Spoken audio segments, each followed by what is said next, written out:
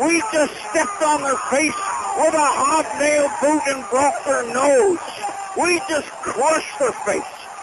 What's up, guys? Welcome back to the Glory UGA podcast brought to you by MyBookie. If you're looking to get in on all the college football action this season, there's no better place to do that at than MyBookie. Go to mybookie.ag. If you're a new user, use our promo code UGA when you sign up for a brand new account, and they're going to cover your first bet up to $500. So don't miss out on this deal, guys. Jump on it while it lasts. But today on the show, I'm going to reveal my final prediction for Georgia's Week 1 matchup against the Marshall Thundering Herd, and also give you a six-pack of my college football best bets for Week 1. So we're going to have a lot of fun with that today, guys. But before we get there, if you are a diehard Georgia fan, this channel is for you. So go ahead, subscribe right now. Turn those notifications on, like, comment, and guys, we are getting very close. Our initial goal by the start of the season was 3,000 subscribers. We hit that goal a couple weeks ago, so thank you guys for that. It's greatly appreciated.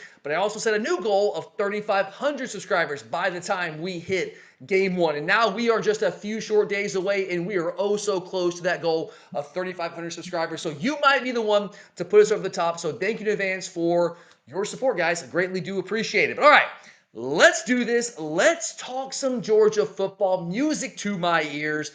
And if you caught yesterday's episode, I previewed this matchup between Georgia and Marshall. I gave you guys kind of a deep dive look at this Marshall football team and what they bring to the table, how Georgia matches up, and how Georgia could potentially attack this Marshall football team on Saturday. But what I did not give you was my final prediction. I held off on that, but now it's time to put it all together and give you that final prediction. The Dogs are right now currently on MyBookie favored by a whopping 39 points in this game between the hedges. So, can they do it? Can the Dogs cover the 39 points against the reigning Sun Belt champion Marshall Thundering Herd? Well, when trying to answer that question, which I am going to do here on today's show, there are so many unknowns in this game for both teams. Not just Marshall, not just Georgia, both teams. We talked about it yesterday. If you missed the show, Marshall brought in 56 new transfers to this football team, got a brand new coaching staff, lost basically everybody from last year, coaches, players alike.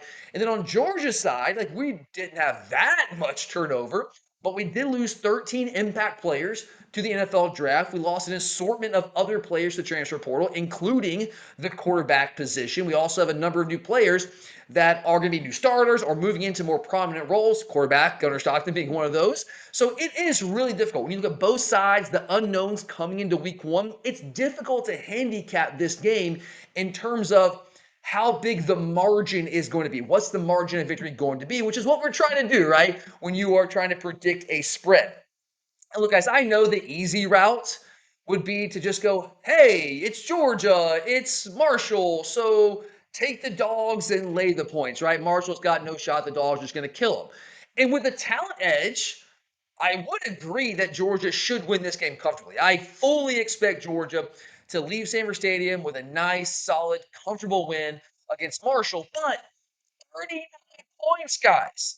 That is a lot of points when you consider how difficult it is to prepare for a team that has so many unknowns across the board, like this Marshall football team does, with an entirely new roster and an entirely new coaching staff. And maybe that won't matter, guys. Maybe Georgia's talent edge is just too much for Marshall to handle, and the Dogs will just roll, dominate, and cover the 39. I would love for that to be the case. I would love to kick off this season in style. But I don't know if that necessarily is going to be the be all end all. But what I do think that matters in this matchup is two things, really: the history of Georgia in games like this with spreads this large, and the matchups. I think history and matchups matter. So let's talk about that, guys. Historically, let's go with history first. I'm a history guy. Historically, those of you who follow Georgia football, which is everyone watching, I know all you diehards know this. You don't really need me to tell you this, but I got a number to support the notion that Georgia just doesn't cover big spreads like this. I know when you watch Georgia football, you get the feeling, there's these big spreads and we usually don't cover them. But It's worse than you actually think. Yeah, we beat teams by 40 plus points. Like we especially back in 21, 22, and 23, but we don't tend to beat teams by 40 plus points when the spread coming into the game is that large. In fact, here's the number for you guys. Kirby Smart's Georgia football teams are 0 and 13 as a favorite of 38 or more points. And again, the Dogs are favored by 39 in this game. And usually, guys, I'm not a trends guy. I don't put as much stock into the trends, like historically, as I do like the matchups, the X and O's. I'm more of a football guy than I'm a trends guy. But I do think trends can be instructive sometimes. And I think this is one of those because, guys, it's not a small sample size. 0 and 13 against as a favorite of 38 or more points, that's a pretty strong trend. It's hard to ignore that. In fact, I would say it's probably foolish to ignore a trend that strong over a essentially a decade of a sample size.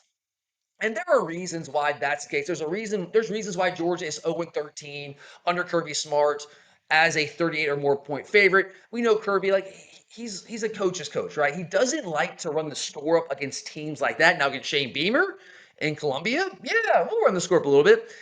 Against a team like Marshall, usually not. He respects the coaches, respects the players, respects the game too much. It doesn't like to actively try to run the score up like maybe some other coaches out there do. He also likes to work on specific elements of the game against a team like this early in the season, especially when we're working in so many new starters and guys moving into bigger roles, which also means we're going to work in young players very liberally. Ideally, in this game against UMass last year, we didn't get a chance to do that as much because they gave us a little bit of a run there in the first half of that game. But ideally, you want to work in younger players, and we'll get a lead early, and we'll kind of just sit on it in the second half. But whatever the reasons are, guys, at the end of the day, the trend is as clear as it can possibly be. It could not be more clear. 0 and 13 as a favorite of 38 or more points. So the history there is pretty strong. But beyond that, again, I'm more of an X's and O's guy. The matchup in this game, as I talked about in the preview episode, also gives me a lot of pause when thinking about picking Georgia to cover this 39-point spread. Again, guys, in no way am I suggesting that Georgia should be on upset alert. I am not sounding any alarms here. I know some of the Marshall guys, at least a Marshall player, during an interview earlier this week was spouting off, talking about like, hey, we're gonna shock them, we're gonna surprise everybody. Like people can think that they won't. That's fine. I'm not here to sound the alarms. Okay. But as I told you earlier in the week, if you caught that episode, and if you didn't, I do encourage you to go check it out because it's a lot more in-depth breakdown of this Marshall football team and what to expect from Marshall in this game. But a quick little run through here. Marshall's new offensive coordinator, a guy named Rod Smith, has spent the past 3 seasons as Jacksonville State's offensive coordinator. Now, what does that mean? Who cares? Jacksonville State, like whatever. Well, that is instructive in terms of what type of offense to expect from this Marshall football team. They have so many new players, new coaching staff. At Jacksonville State under Rich Rodriguez, Rod Smith helped engineer one of the most potent spread option rushing attacks in the country. Finished top 3 nationally the last 2 seasons in rushing offense. And this offense, I don't know if it'll be a carbon copy of what they ran at Jacksonville State with Rich Rod, but it makes a lot of sense to think that it will look very similar and will incorporate heavy doses of quarterback run game, misdirection, and tempo like the offenses that Jacksonville State did the past couple years. And guys, that combination, QB run game, misdirection, tempo offenses, that is a combination that has given Georgia's defenses a lot of trouble, too much trouble, over the past 2 seasons, particularly. Listen to some of these numbers, guys. Go back to Auburn. This is when I really first started to notice this trend like caught my attention. Auburn 2023. They clearly overmatched Auburn team because I think that was the best team in the country. I know we didn't win the national title, but I do think that we were the best team in the country in 2023.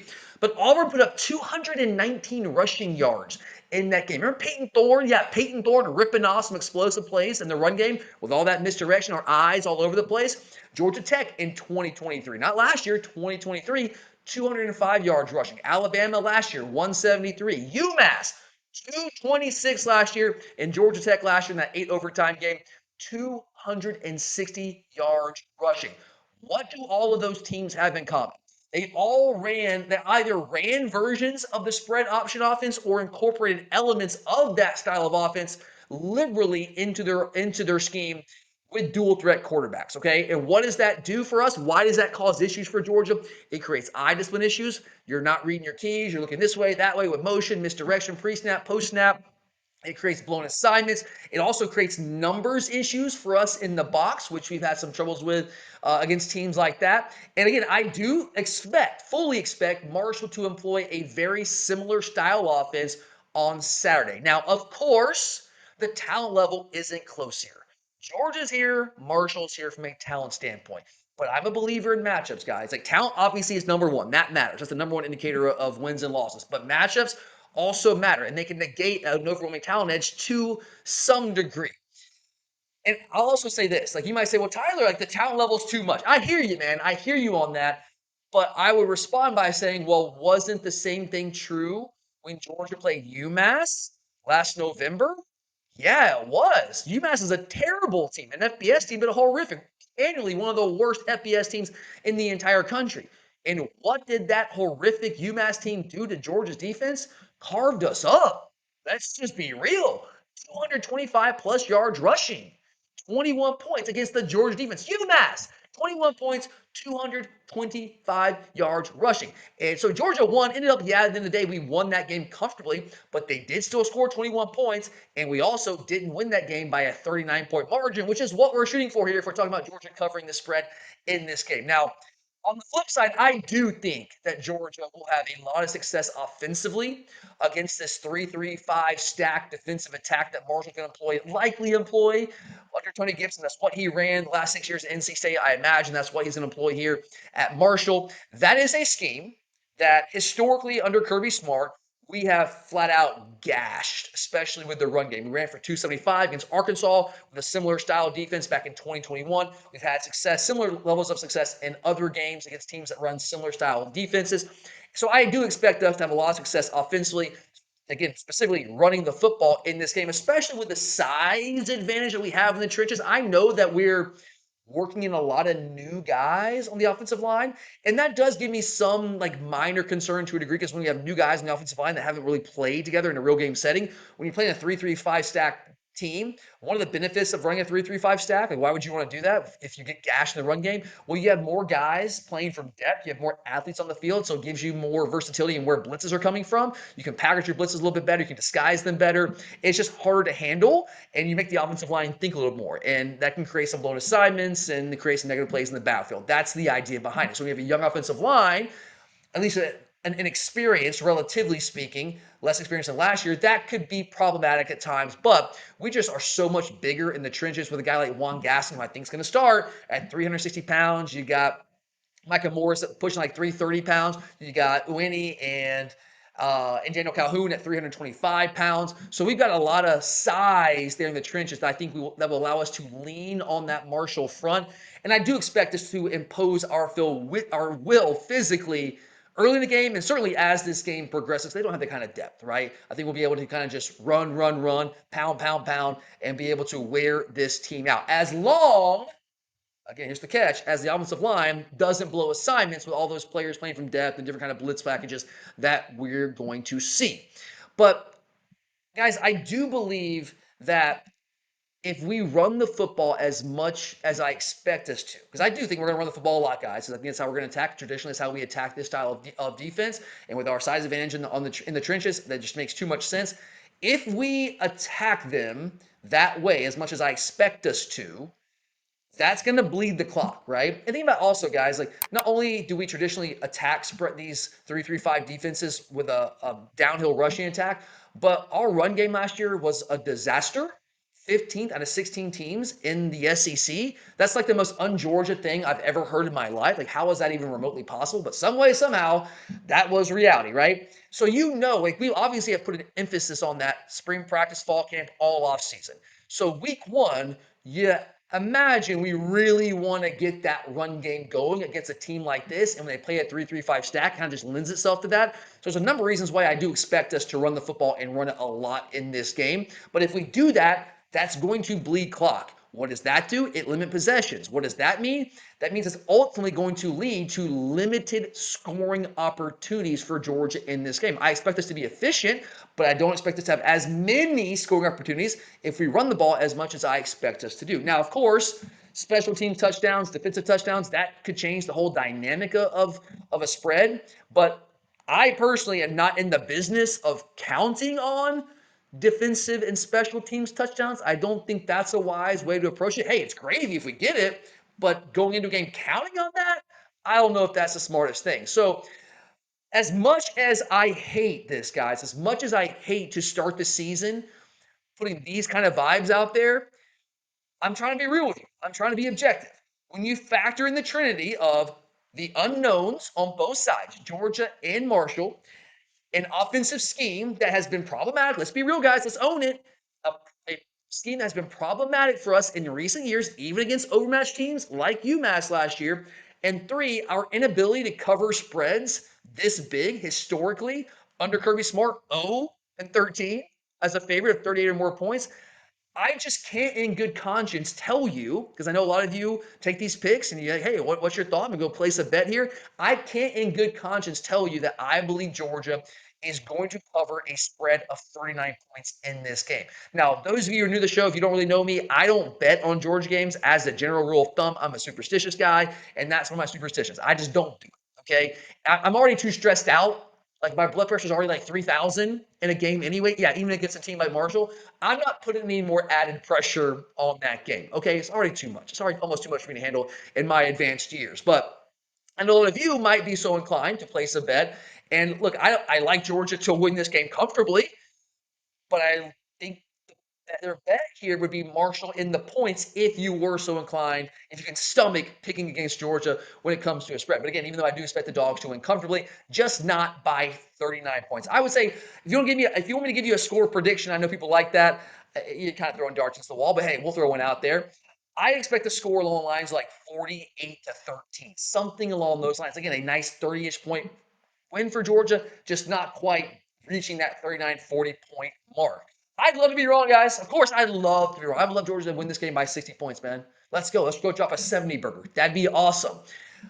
But I don't think that's the most likely outcome here, again, based on history, matchup, all of that. And from a total, now I will say this from a point total standpoint, if you like to look at the point total, I don't hate the over 50 and a half here. I don't hate that. Why? Yeah, we're probably going to bleed a lot of clock, which will limit scoring opportunities. I will say that. But I do like our offensive weapons a lot. I've been spending a lot of time in the offseason saying I think the Georgia wide receiver room is going to be lethal. I think our offense is going to take a step back, being closer to what it was in 23 as opposed to what we saw last year. So I do expect us to put 40 plus points up on the board. And while on the flip side, I don't expect Marshall to go crazy against our defense putting up points or anything like that. But I have just seen their offensive scheme, that style of offense, give us too much trouble in the recent past to think that they can't put up a touchdown or two in this game to push that total past 50 or so. So I don't love Georgia in the points, but the point total over 50 and a half, I don't think that's the worst bet out there, but we'll see. We'll see, guys. All right. That's my take. That's my prediction on the Georgia Marshall game. Real quick, guys, before we get out of here, I do have a 6-pack of best bets. I'll give you guys 6 picks at the end of every week to hopefully help you guys put some money in your pockets with my book. Again, mybookie.ag, promo code UGA. First bet fully covered up to $500. So let's run through these real quick, guys. Let's start on Friday night. I hate Georgia Tech with a deep, deep, deep abiding passion. However, objectively, trying to help you guys win some money here, I do think Tech's going to be pretty good this year. In fact, I think they're an ACC title contender. I really do. I hate to say that, man. It hurts me. I think their win total at over 7.5 is like easy money. I wouldn't put money on it because I cannot possibly bring myself to have to root for Georgia Tech. I can't. I don't have it in me, guys. I can't do it. But some of you, you might have it in you. So if that's the case, I do like Tech -4 at Colorado. I know it's on the road at Colorado. I get that, guys. But Colorado not only lost their 2 best players from a year ago, who retired their numbers, right? Shadir Sanders and Travis Hunter still can't quite get over that. Rashawn Salam doesn't even have his number retired at Colorado, but Shadir Sanders does. Travis Hunter, I get that more. Sanders, oh my God. But whatever, right? Those guys are gone. They do bring in Caden Salter from Liberty, who's a good, productive quarterback. Wasn't as good last year, was really good in 2023. He's a solid quarterback. But it's not just losing Sanders and Hunter. It's more than that, guys. They had some really nice weapons outside of Travis Hunter at receiver. LeJontay Wester, Horn was really good. They had some dudes out there. Those guys are gone. Also lost some players defensively. And the other thing, too, guys, is Deion Sanders. Like, I wish him the absolute best. I'm not a big Deion guy, but I mean, I wish the guy the best possible recovery from his medical issues. I really do. So that's kind of softened my stance towards him. But he was also basically an absentee coach. By necessity, the guy was coming back from cancer, but he was not there at all. Like the entire offseason, like showed up for fall camps, like, hey guys, I'm back. I don't love that, right? Especially when you have so many new players you're working, especially at key positions. While Georgia Tech, Brent Key, don't like the guy, respect him though. He's on a freaking mission, man. He's got this Georgia Tech team primed for maybe one of their best years in a decade plus, right? You got a lot of returning talent coming back. Obviously, Haynes King, Justice Haynes in the backfield. You got Malik Rutherford, yes. You lose Eric Singleton Jr., but you bring a guy named Eric Rivers from FIU, who was like almost a 1,200-yard receiver a year ago. So I don't think they're going to have too much trouble replacing the production you got from Singleton a year ago. Defense is still a work in progress, but they're getting better on that side of the football. That's a good football team, man. I think Tech, 4 points, I think that's way too low. For me, I think that's easy money. I could be wrong. As always, guys, with all these picks, take with a grain of salt. Like you get some right, you get some wrong. And bet responsibly. Of course, it's week one also, which means we haven't actually seen these teams. We think we know, but we don't really know. So bet with caution. But I like Tech a lot in this game, -4. I hate Tech. I won't bet on it, but if you can stomach it, I think that's a winning bet for you guys. Alabama going to Florida State, unveiling their newly renovated Doak Campbell Stadium. It's also reduced seating capacity, more upgrades and VIP seating, but overall seating it's reduced. So yeah, it'll look nice, but won't be as crazy of an environment as maybe it once was. We know what Florida State's coming off of, guys. 2-10 season last year. Do I expect them to be 2-10 this year? Of course not. That was the biggest face I've ever seen in my life from a college football team. Like you spend the entire offseason railing against college football playoff and tell everyone how you were the best team in the country. Then you keep saying, well, we're going to prove it this year. And you go 2-10. Oh my God, what a face plant. Disaster. They're going to be better. But guys, at quarterback, they went out to the transfer portal and got Tommy Castellanos from BC. But I don't know how much BC you watch. I'm a football junkie. I'm a sicko. I watch a lot of college football, like whatever team I'm watching it. So I watched a fair amount of BC last year. And even the year before when Castellanos was their starter as well. The dude got benched halfway through the year last year at BC. And now Florida State expects him to be their savior at quarterback? All right. I know he played with Gus Malzahn for like a year at UCF, and he's got a good fit for what Gus Malzahn does historically offensively. But the book is down to Gus Malzahn offense. Like, is that really the best hire you could make? Is bringing Castellanos in the best quarterback you could get out of the transfer market? I don't know, man. Like, I think they'll be better than 2-10, but I don't know if we're talking about like a 9-3 team, even 8-4 team this year. Alabama has some questions, certainly at quarterback with Ty Simpson. I think Ty Simpson's going to be a good quarterback. I know we don't have a ton of sample size there, but he's a good athlete. He was a really high-rated guy coming out of high school. I do think he's a more accurate passer than Jalen Milroe is. I know limited sample size, but I do like the talent there. Losing Tim Keenan, that was announced actually earlier today for the first part of the season with a high ankle sprain, undergoing tightrope surgery. He's a really good interior defensive lineman. You don't love that, but Alabama's defense is loaded. They have a lot of returning veterans coming back. Offensive line should be very, very good. Obviously, Jay Miller's not going to play, but Richard Young is going to fill in very nicely there for them in this game. I think Alabama just has too much talent, guys. And if I'm getting under 2 touchdowns, as long as this line at my bookie stays at under 2 touchdowns, and right now is at 13.5, I'm going to take Bama all day. I think they roll in this game, no pun intended. So give me the tie there, -13.5. Another big game, Sunday night, Miami, Notre Dame. Big time, right? Old school rivalry. I do want a rivalry, but big time matchup. I know Notre Dame was the team that was in the college football playoff last year. I know they were the team that played for the national championship, ended up losing that. But hey, had a heck of a run last year. I actually like Miami in this game. They're the dog. They're the home dog. But give me Miami +2.5. I actually like Miami on the money line outright, guys. If you're willing to play a little, roll the dice a little bit, I like Miami on the money line. But if you're gonna get 2.5, I'll also take the 2.5 there. Why do I think that? Why am I picking Miami? Well, the quarterback position is the most important position on any team, right? And I just think right now, based on what we know, the evidence that we have, Miami has the better quarterback than Carson Beck. Now, I know you Georgia fans, I know like we're out on Carson, right? I get it. I understand that. And I know that last year was up and down, to say the least. And it was kind of inexplicable, the shell he went into at times, man. Deer in the headlights at times. But we also have that 2023 year. That's evidence too. Carson is still an elite processor. And right now, how can you possibly say that CJ Carr in his first career start is going to be better than Carson Beck? Maybe, but you're willing to bet on that? I'm not. And look, I know Miami lost some receivers, but they brought in CJ Daniels from LSU. It didn't work out for him at LSU. He transferred in prior to last year, but at Liberty the year prior, the guy was he was a 1,000-yard receiver. He's a really talented guy. Him and Brian Kelly didn't see eye to eye. They'd argue on the sidelines. It wasn't great, right? But he transfers to Miami. Talented player, right? So if he gets his head straight, that could be a really nice duo with Carson Beck and C.J. Daniels. I like what they have at running back. Fletcher's back. Defensively, Akeem Mescador, Ruben Bain Jr.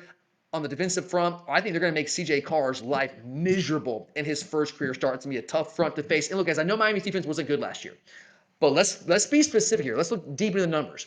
Where was Miami's defense not good? Pass game. One of the worst pass defenses in the entire country. They were top 20 last year against the run. A lot of those guys in the front are coming back. Again, Messidor, Bain coming back. What does Notre Dame do offensively? I know it's a different quarterback, but he's also a first-time starter, very young quarterback. They run the football. Jordan Love is also, but they're going to run the football, guys. They don't throw the football that well. I think they have some decent receivers out wide. Greathouse is pretty good, but they're going to feature the run game, especially with a young quarterback on the road, his first career start. They're going to run the football. That plays into what Miami's defense actually did really well a year ago, and I do project them to do really well again this year. So I like Miami for those reasons to slight upset, but upset Notre Dame and win this one. But give me the plus 2.5 if they're going to give it to us, all right? A couple of other ones that maybe aren't the big games. So those are some of the bigger games, the headliners. Let's get some. I think they're winners. They're not headliners, but I think they're winners nonetheless. Give me Ole Miss over 47.5 points team total against Georgia State. Georgia State, guys, was not even a good G5 team last year, okay? Ole Miss, they lost a lot, especially defensively, but I like what they did offensively. I don't think they replaced the losses defensively very well or nearly as well as they did a year ago, but I know you lose Jackson Dart. Austin Simmons should be very good. I know it's a limited sample size, but he's a talented guy. They didn't even entertain taking somebody from the portal at that position because they believe in Austin Simmons. Talented player. I like what they brought in a receiver. Dejon Stribling coming over as a leading receiver from Oklahoma State a year ago. I like Caden Lee in the slot returning. They're going to put up a lot of points offensively because that's what Ole Miss does under Lane Kiffin and Charlie Weiss Jr. as the OC. Offensively, they put up points, and it's against teams like this that they just go wild on. I wouldn't be shocked if they put up 60-plus points against Georgia State, but over 47.5 team total, let's take that. Love that one. Another one kind of off the radar here. USC, as in Southern California, at home, minus 35 against Missouri State, an FCS team. Missouri State's a solid FCS program, not elite, but solid. And USC, I know they haven't been great recently. It's been a rough-ish start for the guy over there, for Lincoln Riley. Lose my mind here. For Lincoln Riley out there in LA. But I like what they have offensively here. All right. I really like the receiving core, Mekhi Lim and Jacoby Lane. Maeva at quarterback, I think he's good. I'm not sold him as being an elite guy, but I do think that USC is in line for a pretty big year this year. I don't think they're going to win the Big Ten, but I think they're going to be much better this year. And bringing over Danton Lynn last year defensively, it didn't solve all their defensive issues, but they were a lot better on that side of the ball year two with him in this system. I do expect them to take an even bigger step defensively. So I do like USC minus 35, Missouri State having to go out to LA. Give me the Trojans minus 35. And the last one here, guys, I really like this one. All right, totally off the radar. UNLV, Sam Houston State, over 61 points. Hear me out here, okay? So both these teams played last week in week 0. They gave up a combined 1,061 yards and 72 points last week to Check's notes. Idaho State and Western Kentucky. Now, Western Kentucky is a really good offense year in, year out. That's respectable from Sam Houston State. But UNLV, what are we doing, guys? Idaho State put up 555 and 31 points on you. Ooh. Now, on the other side, UNLV's offense is also really good. Dan Mullen, new head coach. Offense call play call. He's calling plays for them. And say what you want about Mullen. I'm not a Mullen guy. I think the dude's a clown. I've been saying that for a long time. But his offenses will score points. We know that, guys. UNLV, yeah, they gave up 555 last week to Idaho State. They also put up 540 yards themselves. So two teams that struggled big time in week 0 defensively, looked really bad. and you have at least one offense, UNLV, that is a dynamic offense. Sam Houston State doesn't have a truly explosive offense, but they're good enough for me to believe that this point total is going to go over 61. I think pretty easily over 61. So I know that's an off the radar pick there, but I do like that one. Let's recap it real quick, guys. Give me Tech -4 at Colorado. Give me Alabama -13.5 at FSU. Give me Miami home dog +2.5. Also like the money line there. Give me Ole Miss team total over 47.5 against Georgia State. Give me Southern California -35 at home against Missouri State. And UNLV, Sam Houston State over 61 points. Let's have a weekend, guys. College football, I know got a little taste last weekend, but it is officially here in a big way. So enjoy your college football weekend, guys. We got a lot of it in front of us. I'll be here all season long, giving you Georgia diehards all the content you crave. So make sure, again, if you haven't already, subscribe right now. Hit those notifications, like, comment, all that stuff, guys. Let me know, what are your best picks? What are your best bets for this week 1 slate? Am I crazy with some of my picks? Do you agree? What else do you like out there? And what do you think about Georgia? Will Georgia cover that big 39-point spread against Marshall between the hedges on Saturday? So thank you guys so much for being here. It is greatly, greatly appreciated. Have an awesome weekend. I'm Tyler, and as always, go Dogs! Man, is there going to be some property destroyed tonight. 26-21. Dogs on top.